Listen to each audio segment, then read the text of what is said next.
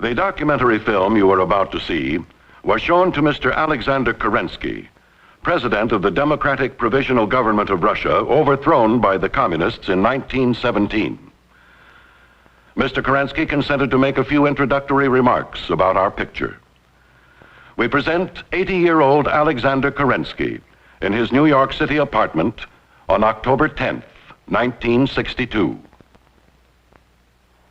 Ladies and gentlemen, in a few minutes you will see the documentary movie of the development of communistic movement throughout the world.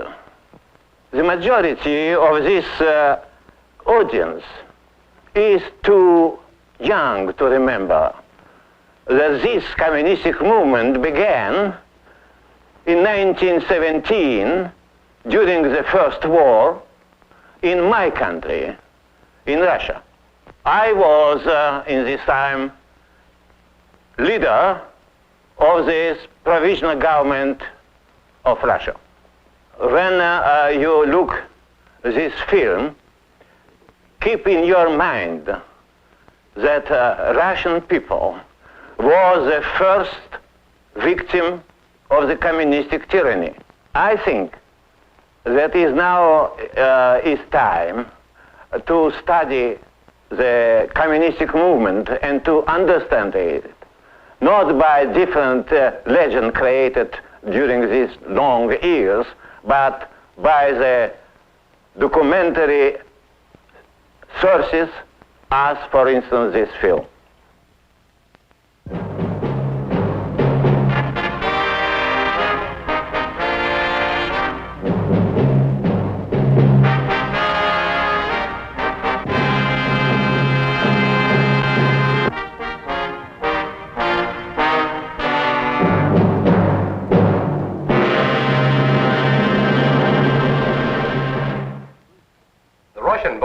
Vladimir Lenin, the father of the communism of our time, developed the theories of Karl Marx and charted a course for communist revolutionaries the world over to follow. One of the principles laid down by Lenin was his concept of coexistence. The communist republic, Lenin instructed, can exist, of course, not for a long time, in a capitalist surrounding. As soon as we are strong enough to defeat capitalism as a whole, we shall immediately take it by the scruff of the neck. Close quote. Nikita Khrushchev, currently leader of the Communist Party in the Soviet Union, declares, quote, "The foreign policy of the Soviet state from the very day of its birth has always been and will be Lenin's policy of peaceful coexistence." Close quote. Khrushchev has been trying to convince the free world that Lenin's policy of coexistence is a peaceful one, that war is no longer inevitable, and that peaceful competition exists between communist and free states. We present our documentary film, which shows the development of communism in the image of its leaders, and what the communists mean by coexistence. 1917. Vladimir Lenin is in exile in Switzerland. In Petrograd, Russia, Alexander Kerensky, who directed the revolt against the tyrannical regime of Tsar Nicholas II, leads a democratic provisional government. German Field Marshal Paul von Hindenburg, hoping to get Russia out of the war, spirits Lenin across Germany in a sealed freight car. In Petrograd, Lenin agitates against the provisional government, promising the masses a dictatorship of their own, a dictatorship of the proletariat. On November 7th, October 25th by the old Russian calendar, troops of the demoralized Army and Navy under the direction of No. 2 Bolshevik Leon Trotsky seize the Winter Palace, the government headquarters, and destroy the assembly. Lenin now controls all of Russia. Bolsheviks soon change their name to communists. Lenin immediately creates a terrible weapon against counter-revolution, secret police battalions, and builds a new war machine under Commissar of War Leon Trotsky, shown here reviewing the troops. The dictatorship of the proletariat, the laboring class, promised by Lenin, is a myth. In reality, the dictatorship is that of a privileged new class, the Communist Party, its ruling clique, and particularly that of its chairman. Lenin's coexistence policy is revealed. Communism, side by side with capitalism for a long time, is unthinkable. One or the other must triumph in the end. And before that end comes, a series of frightful collisions between the Soviet Union and capitalist states will be inevitable. In 1922, Lenin suffers a stroke. Front on this podium are Grigory Zinoviev and Lev Kamenev, exercising power for Lenin. In the back is Joseph Stalin, the new General Secretary of the party's Central Committee, and at this time still relatively unknown. January 24th, 1924, Vladimir Lenin dies. A sordid struggle for power begins. Stalin forms a collective leadership with Zinoviev and Kamenev scheming to destroy the image of Trotsky as Lenin's successor. Using his position as party secretary, Stalin staffs key posts with his followers and takes control of the secret police and army. Stalin proceeds to split and wreck the collective leadership. His competition, Trotsky, here with his wife and son, is exiled. Stalin informs the masses. The dictatorship of the proletariat is in essence the dictatorship of its Communist Party. The opposition, these independent farmers, religious leaders, and inconvenient minorities, are forced to dig the Volga-Don Canal.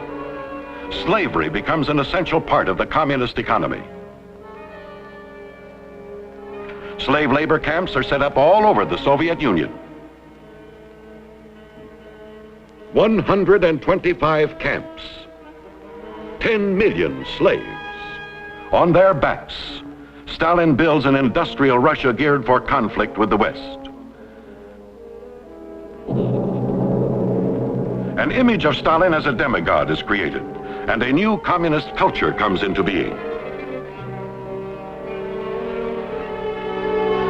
Artists and artisans find communist fame and fortune glorifying Stalin.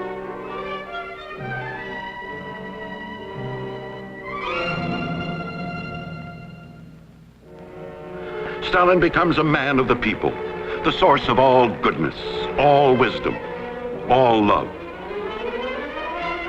Stalin is now pictured as Lenin's closest associate. The revolution's greatest general, communism's most profound thinker, the great educator. This communist narrator says, Operators, lorry drivers, hydro-mechanizers and others are studying the economic laws discovered and substantiated by German. Stalin is pictured as the guardian of the hearth and home, a hero for children to worship. He is very much aware of one of communism's primary objectives, to capture the minds and hearts of the young. He gives great attention to the Komsomol, the Young Communist League, whose aim is to link every step in the training and education of the youth toward victory in the class struggle, a world under communism. Family ties are discouraged. The state is supreme. Translation, religion is the opiate of the people. Religious satires are staged throughout the Soviet Union. Atheism continues to be the official state doctrine since Lenin's time. Communism instructs, never forget the clergy are the greatest enemies of the Soviet state. Indoctrinators are guided by Lenin's instruction. Children must be taught to hate their parents if these are not communists. Students preparing to teach find that 40% of their coursework is made up of subjects promoting communist doctrine. And while the peaceful coexistence theme is sold abroad, at home the organ of Soviet writers defends Soviet policy not to abandon the war theme. We must write of war so that the generation of young people which comes after us can love arms and be ready for struggles and victories. Stalin claims the Soviet Union must develop its military might because it fears attack from the West. However, the Communist International reveals wars for the emancipation of the world from capitalism will necessarily and inevitably arise. It goes on with an excellent example of double talk. There is a glaring contradiction between the imperialists' policy of piling up armaments and their hypocritical talk about peace.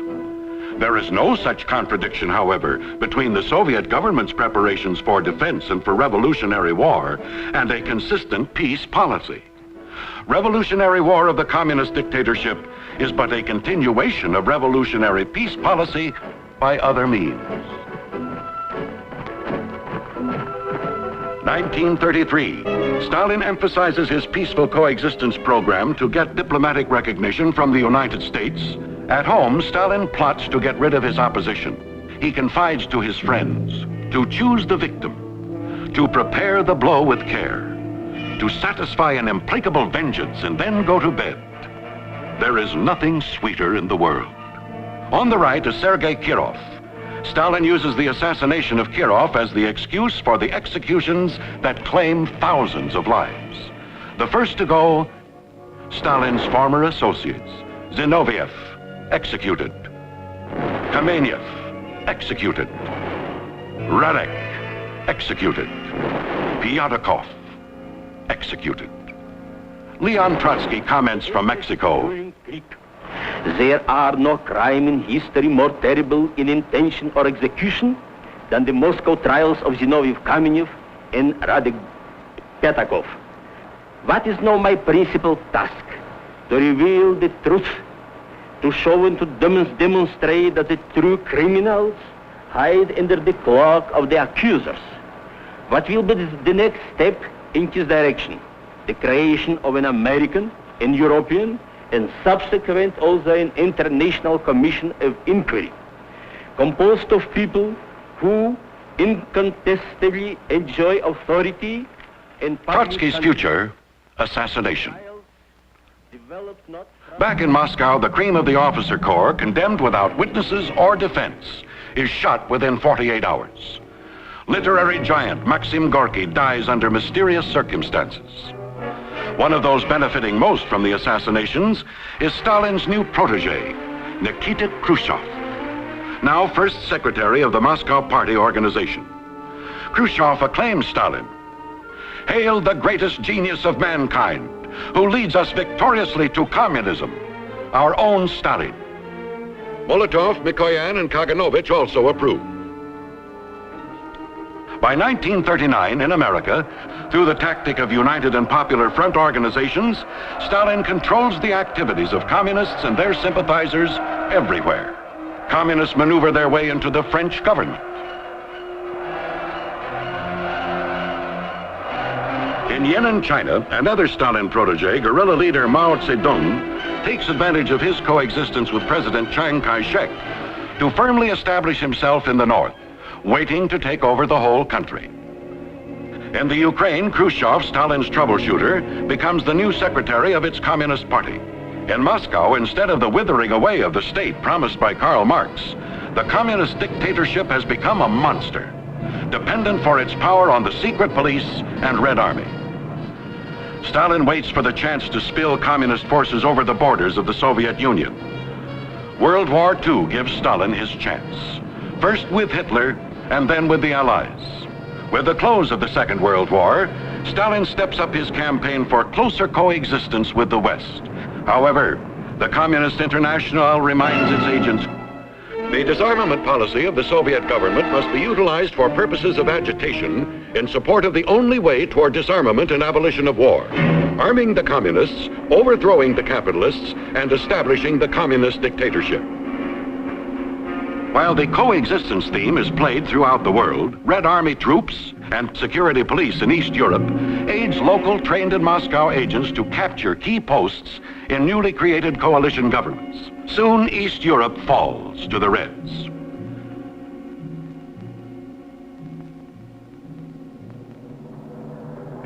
In the Presidium are leaders of the party and government, representatives of the various Soviet republics, and of the Communist and Workers' parties abroad. December 2nd, 1949, at the peak of his power, Stalin celebrates his 70th birthday.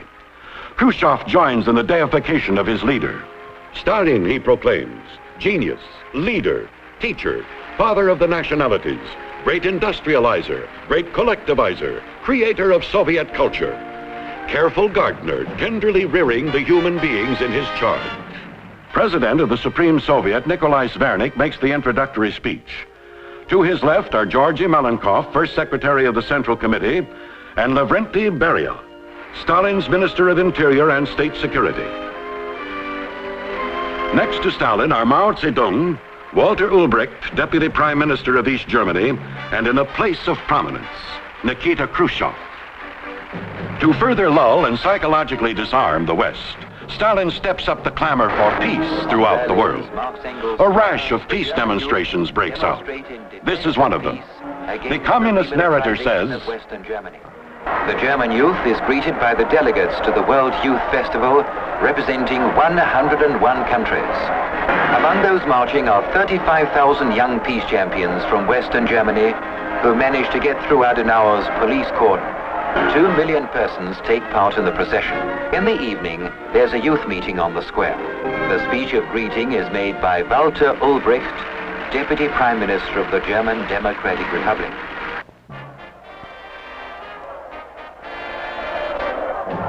"1952. There is no peace in the Kremlin as Stalin again prepares to assassinate dissident elements in the party. This time he plans to include his entire inner circle. Molotov, Malenkov, Beria, Mikoyan, and thousands of others are threatened. Khrushchev is an ardent Stalin supporter. Long live the wise leader of the party and the people, he proclaims. The inspirer and organizer of all of our victories, Comrade Stalin. Before the murders can begin, the end of a tyrant. At the bier, the beginnings of a struggle for power reminiscent of the aftermath of Lenin's death. Again, a collective leadership takes over. Molotov, Beria, and Malenkov, who becomes premier. Khrushchev waits in the background. The East Berlin uprising against the communist dictatorship gives Khrushchev an opportunity to split the triumvirate. Khrushchev says it has now been established that this villain, Beria, had climbed up the government ladder over an untold number of corpses. Among other charges, Beria is accused of treason by his failure to foresee the uprising, and he is executed. Khrushchev takes Beria's place in the collective leadership and uses his position as Secretary General of the party, as Stalin did, to staff key posts with his followers. Premier Malenkov, on Khrushchev's right, is disgraced and forced to resign. Malenkov's successor, Nikolai Bulganin, shown here with Marshal Zhukov, is a Khrushchev puppet, and Khrushchev is soon to succeed him. Molotov is banished. Then, in a maneuver that astounds the world, apparently to obscure the role he played as Stalin's protege, Khrushchev seeks to destroy the overpowering image of his former mentor. February 25th, 1956. This is the 20th Congress of the Communist Party of the Soviet Union. Khrushchev is delivering his secret de-Stalinization speech. Comrades, he says, the cult of the individual acquired such monstrous size because Stalin himself supported the glorification of his own person. Was it without his knowledge that Stalin monuments were erected throughout the country? These memorials to the living. And when Stalin asserts that he himself wrote the short course of the history of the all-Union Communist Party, the work created by a group, into a book written by Stalin, this calls for at least amazement. His short biography is an expression of the most dissolute flattery. We need not give here examples of the loathsome adulation filling this book. They were all approved and edited by Stalin personally. Khrushchev continues, Stalin knew the country and agriculture only from films that dressed up and beautified the existing situation, and so pictured collective farm life that the tables were bending from the weight of turkey and geese. Evidently, Stalin believed it was so. The power in the hands of Stalin led to serious consequences during the war. To his leadership were dedicated many literary works and paintings full of fantasy. When we look at many of our novels, films, and historical scientific studies, they make us feel sick. And then Khrushchev concludes, we cannot let this matter get out of the party, especially not to the press. It is for this reason that we are considering it here at a closed session. In October 1956, Khrushchev, waving the banner of peaceful coexistence, brutally extinguishes Hungary's bid for freedom. Khrushchev, who earlier established himself as a man of the people, begins to build a new image. He becomes a great educator, especially interested in the young people. These third-grade students are being sworn into the Communist Young Pioneer Organization. The children take the oath in answer to the question, quote, "Are you prepared to give us your entire strength to work toward the noble goal of communism?" Khrushchev becomes a man of the world, interested in people and problems everywhere. He meets with Sukarno of Indonesia, with Mao Zedong and Fidel Castro.